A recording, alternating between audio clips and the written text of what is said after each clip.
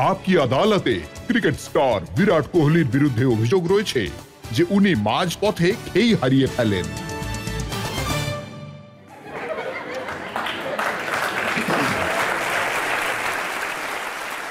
বিরাট, আমার এখনো সেই ফাংশনের কথা মনে আছে। মুকেশ আম্বানি সচিন তেন্ডুলকরের 100টা সেঞ্চুরি করার সম্মানে আয়োজন করেছিলেন, আর ওখানে সচিনকে সালমান খান জিজ্ঞাসা করেছিলেন যে এমন কি কোনো ক্রিকেটার আছে যিনি আপনার রেকর্ড ভাঙতে পারে। তো সচিন বলেছিলেন বিরাট কোহলি। উনি আপনার নাম নিয়েছিলেন। তো আপনার কি মনে হয় যে আপনি সচিনের রেকর্ড ভাঙতে পারবেন? ওটা একটা মিশন ইম্পসিবল বলতে পারেন, সেরকমই কিছু একটা। লাইক 100টা সেঞ্চুরি করা আজ পর্যন্ত কেউ করতে পারেনি, আর খুবই বড় একটা ব্যাপার। আর আমি এইসব নিয়ে একেবারেই ভাবি না, কারণ এতে প্রেশার অনেকটাই বেড়ে যায়। আমি চেষ্টা করি যতটা সম্ভব পারফর্ম করার, আর যখন পিরিয়ড শেষ হবে তখন যেটা হবার সেটা তো হবেই। আচ্ছা, এমনটা নয় তো যে এই ব্যাপারে চিন্তা না করার কারণে আপনি ভুল রাস্তায় চলে যাচ্ছেন? না স্যার, একেবারেই না।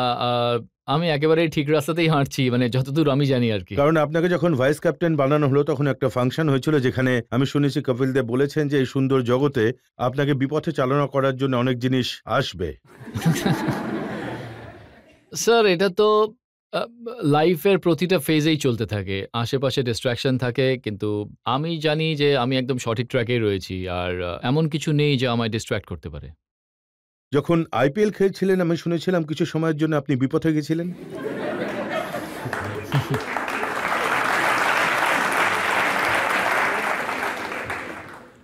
না স্যার, আইপিএলে নিজে ডিসিশন হয় কে বিপথে যাবে কে যাবে না।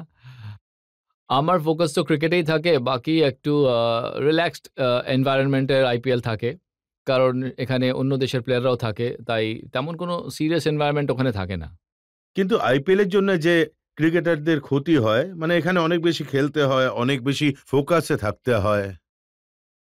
স্যার, এটা নির্ভর করে ইন্ডিভিজুয়ালের ওপর। আপনি এক বছরে কতটা ক্রিকেট খেলেছেন, আর আইপিএলে আপনার বেশি ওয়্যার অ্যান্ড টিয়ার যদি হয়ে যায়, সেটা ডিপেন্ড করে ইন্ডিভিজুয়ালের ওপর। এখন আমি 23 বছর বয়সে বলবো না যে আমি ক্লান্ত হয়ে গেছি, আমার রেস্ট চাই, কারণ আমি যতটা খেলতে পারবো আমার জন্য সেটাই কম। আর তাই অ্যাজ এ ইন্ডিভিজুয়াল আমি বলতে পারি যে আমার এসবে কিছু যায় আসে না। আপনাকে যে ভাইস ক্যাপ্টেন বানিয়ে দেওয়া হলো তাতে কিছু তফাৎ হয়েছে? আমি খুব খুশি হয়েছিলাম যখন আমি জানতে পারলাম। আমার জন্য একটা প্লেজেন্ট সারপ্রাইজ ছিল, আর অনেক কিছু শেখার জিনিস পেয়েছি অ্যাজ আ ভাইস ক্যাপ্টেন। আর অ্যাজ আ ইয়াংস্টার আপনি এটাই ভাববেন যে টিমে আপনার জায়গা হোক, আপনি পারফর্ম করেন আর রেগুলার খেলতে থাকেন। আর আমাকে যে এরকম একটা ডেজিগনেশন দেওয়া হলো, তাতে আমি খুবই খুশি ভাইস হয়েছি। ক্যাপ্টেনের কি রোল থাকে? ভাইস ক্যাপ্টেন অ্যাকচুয়ালি আপনি ফিল্ডে শিখতে পারেন যে ক্যাপ্টেন কি করছে, স্ট্র্যাটেজি, সিচুয়েশন হ্যান্ডেল করা, প্রেশার সিচুয়েশনে কেমন মাইন্ডসেট থাকে, এইসব শিখতে পারেন। কিন্তু হোল টিমের যে ইনপুট থাকে সেটা সব প্লেয়ারের থেকেই আসে। এমনটা নয় যে স্পেশালি ভাইস ক্যাপ্টেন গিয়েই ক্যাপ্টেনকে ইনপুট দিতে পারে, কারণ ফিল্ডে ক্যাপ্টেন বাদে বাকি 10 জন যারা থাকেন সবাই ইনপুট দিতে পারেন। আচ্ছা, এমন তো নয় যে ধোনিকে ইনপুট দিতে দিতে তার থেকে শিখে আপনি ভাবলেন যে একদিন ধোনিকে রিপ্লেস করে দেবেন? না স্যার, এরকম আমার কোনো চিন্তাভাবনাই নেই, কারণ উনি টিম ইন্ডিয়ার জন্য ক্যাপ্টেন্সিতে অনেক কিছুই করেছেন, আর আই হোপ উনি এভাবেই কন্টিনিউ করতে উনি থাকবেন। আপনাকে অনেক সুযোগ দিয়েছেন, আপনার কি ফেভার করেন উনি? স্যার, উনার ভালো জিনিসটা হলো যে কোনো ইয়াংস্টার টিমে এলে উনি টিমে সম্পূর্ণ সুযোগ দেন। আর আপনি যদি নিজেকে প্রুভ করতে পারেন তাহলে আপনার সঙ্গে পারসিস্ট করা হয় যে আপনি ওই একই পজিশনে খেলেন আর প্রতিটা ম্যাচে খেলেন। তো আমি খুবই থ্যাঙ্কফুল। এর আগেও আমি বলেছি যে আ আ উনি এবং আমাদের কোচ গ্যারি কার্স্টেন, উনারা আমার উপর যথেষ্ট কনফিডেন্স দেখিয়েছেন, আর আমায় অনেক চান্সও দিয়েছেন, যা থেকে আমি আরো কনফিডেন্স পেয়েছি যে আমার টিমমেটস আমায় ব্যাক করে আর আমার কোচও আমাকে ব্যাক করে। How do you feel when people compare with Sachin Tendulkar? I feel very blessed that people uh, can sort of compare me. তবে আমার মনে হয় যিনি আপনার আইডল তার সঙ্গে কম্পেয়ার করা বাট কিছু তো ব্যাপার রয়েছে, তবেই তো কম্পেয়ার করা হয়। না, ব্যাপারটা হলো the main thing is performance. আপনি যদি পারফর্ম করতে থাকেন তো লোক কম্প্যারিজন করবেই। কিন্তু তবে যেমনটা আমি বললাম, আমি এইসব ব্যাপার ভাবি না, কারণ I literally worship him. So I don't see too much into this comparison, and I just think about performance. যখন সচিনের মতো বড় প্লেয়ারের সঙ্গে আপনি ফিল্ডে থাকেন তখন কখনো কি এরকম নার্ভাস হয়ে যান যে আপনি একজন বড় সুপারস্টার প্লেয়ারের সঙ্গে খেলছেন? প্রথম খুবই নার্ভাস লাগতো, কারণ ৭-৮ বছর বয়স থেকে আমি ওনার খেলা টিভিতে দেখেছি। আর যখন উনি ইন্ডিয়ার হয়ে খেলতেন আর ম্যাচ জেতাতেন, তা থেকে আমি অনেক মোটিভেশন পেতাম। কারণ আপনি জন্মেছেন পরে, তার অনেক আগে থেকে উনি ক্রিকেট খেলছেন। হ্যাঁ, এটাও ঠিক কথা। আর ওনাকে যখন খেলতে দেখতাম অনেক মোটিভেশন পেতাম। আর প্রথমবার ওনার সঙ্গে দেখা হলো যখন, এবং ওনার সঙ্গে যখন প্রথম ম্যাচ খেললাম, খুবই নার্ভাস ছিলাম। আর প্রত্যেক দিন যখন ওনার সঙ্গে দেখা হয় আর ওনার সঙ্গে ম্যাচ খেলি, সেটা একটা স্বপ্নের মতোই। কারণ যখন আমি ছোট ছিলাম ওনার খেলা দেখতাম, আর আজ ওনার সঙ্গে আমি খেলছি, তাই আমি নিজেকে খুবই লাকি মনে করি। তো কিছু শেখান উনি, পরামর্শ দেন? অবশ্যই। আপনি গিয়ে যেকোনো ব্যাপারে যেকোনো বিষয়ে ডিসকাস করুন, কখনো উনি না বলবেন না। মানে খুবই হাম্বল পারসন, আর সবসময় হেল্প করার জন্য তৈরি থাকেন। আর আপনি ওনার থেকে যতই শিখবেন সেটাই কম পড়বে। একটা ইন্টারভিউতে আমি পড়েছি যে আপনি বলেছেন যে যুবরাজ সিং আপনার সবচেয়ে কাছের বন্ধুদের মধ্যে একজন। ওনার থেকে কিছু উল্টোপাল্টা আপনি শেখেননি তো?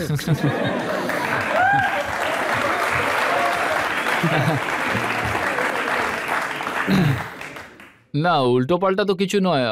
একজন মানুষের নেচার হয় যে উনি বেশ ইউনো বেশ খোশ মেজাজের মানুষ। আর ওনার বেশ উনি জলি নেচারের, মানে কিছু করার আগে খুব বেশি কিছু ভাবেন না।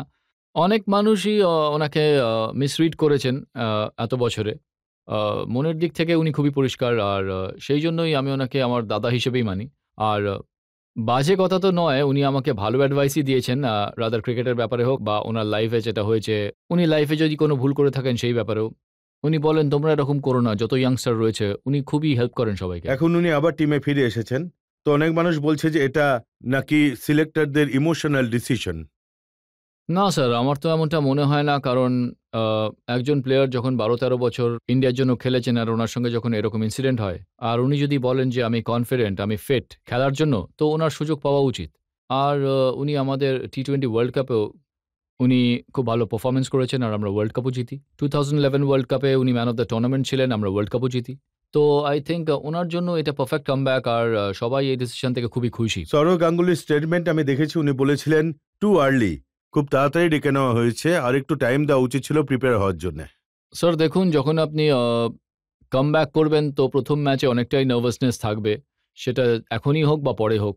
তো বেটার এটাই হলো যে উনি ওয়ার্ল্ড কাপে খেলবেন, তাতে ওনার পারফরমেন্স প্রথম ম্যাচ থেকেই যদি শুরু হয়ে যায় তাহলে টিমের খুবই বেশি লাভ হবে, কারণ এটা আমাদের জন্য খুব ইম্পর্টেন্ট একটা টুর্নামেন্ট। স্যার আপনাকে আমি কি প্রশ্ন করব? You basically answer all the question with your willow. If I was a girl, যদি আমি মেয়ে হতাম, সত্যি আমি আপনাকে প্রপোজ করে দিতাম। আর এটা বলেই আমি আজ কলেজ থেকে এখানে এসেছি। Hello sir, as a cricketer, Indian cricketer আপনার কাছে সবচেয়ে চ্যালেঞ্জিং টিম কোনটা? টিম অস্ট্রেলিয়া খুবই চ্যালেঞ্জিং একটা টিম ছিল। যখন আমি এই আগের সিরিজটাই খেললাম, বেশ চ্যালেঞ্জিং টিম, ওরা খুবই অ্যাগ্রেসিভ। আর আর এরকম টিমের বিরুদ্ধে যদি আপনি ভালো খেলেন তাহলে নিজের প্রতি কনফিডেন্স বেড়ে যায়। ওয়েস্ট ইন্ডিজ যখন গেলেন তখন কি হয়েছিল ওখানে? আপনার পারফরমেন্স যতটা এক্সপেক্টেড ছিল তার থেকে অনেক কম ছিল। হ্যাঁ, টেস্ট ম্যাচে আমার শুরুটা ভালো হয়নি। ওই অপরচুনিটির জন্য আমি খুবই খুশি ছিলাম। কারণ আপনি যখন ক্রিকেট শুরু করেন, অ্যাটলিস্ট আমার জন্য, আমার কাছে স্বপ্ন ছিল আমি ইন্ডিয়ার জন্য টেস্ট ম্যাচ খেলবো, টেস্ট ক্রিকেটার হব। তো শুরুটা আমার খুব একটা ভালো হয়নি। আমি খুবই নার্ভাস ছিলাম ওই টাইমে। এটা মনে হচ্ছিল যে টেস্ট ক্রিকেট খুবই ডিফারেন্ট একটা ফরম্যাট। আর আমি নিজেকে খুবই কনফিউজড করে ফেলছিলাম। আর খেলার সময় আমার মাইন্ডসেট ঠিক ছিল না। তাই এই ব্যাপারে আমি সিনিয়রদের সঙ্গে কথাও বলি। ওনারা আমাকে বলল যে তুমি ন্যাচারালি খেলো আর সেই অ্যাপ্রোচটাই রাখো। আর যদি কিছু মাইনর চেঞ্জের দরকার হয় তখন আমি শিখেছি যে ভুলগুলো আমি করেছিলাম। আর তারপর আমি পারফরমেন্স ভালোই দিয়েছি। আপনি যে ওয়ার্ল্ড কাপে খেলতে যাবেন, আমি শুনেছি বাকি দেশের প্লেয়াররা রয়েছেন, তারা আপনার ভিডিও দেখছেন, তৈরি হচ্ছেন বিরাট কোহলিকে কিভাবে আউট করা যায়। স্যার এটা তো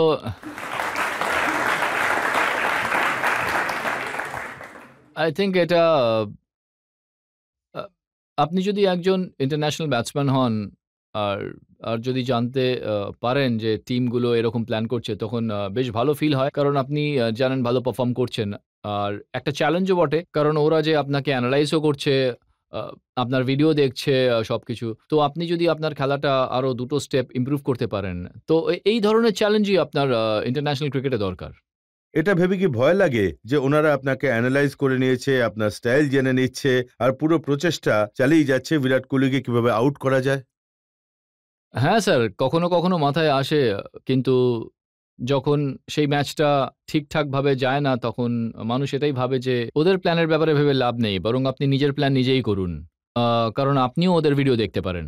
তো এটা একটা চ্যালেঞ্জ তো রয়েছে যা ইন্টারন্যাশনাল ক্রিকেটকে আরো বেশি এক্সাইটিং করে আপনিও তুলেছে। কি বোলারদের ভিডিও দেখেন যে কাকে কিভাবে পেটানো যায়? হ্যাঁ, ভিডিও দেখি যে বোলারকে একটু ডিফিকাল্ট মনে হয়, যে বোলারের এগেইনস্ট আমি রেগুলার আউট হচ্ছি, তাদের ভিডিও দেখি। আর যাকে কখনো খেলিনি, ১ম বার খেলতে যাচ্ছি, আমি তার ভিডিও দেখি। কি স্ট্রেংথ রয়েছে, কি উইকনেস রয়েছে। তো বিরাট এখানে যত দর্শক বসে আছেন আর যে কোটি কোটি দর্শক দেখছেন, ওনাদেরকে আপনি কথা দিতে পারেন যে এইবার ওয়ার্ল্ড কাপে আপনি সব বোলারদেরই পেটাবেন যেমন শ্রীলঙ্কা আর পাকিস্তানের বোলারদের পিটিয়েছিলেন? স্যার কথা তো দিতে পারবো না, তবে আমার তরফ থেকে পুরো চেষ্টা করব। আমি এটাই বলতে পারি।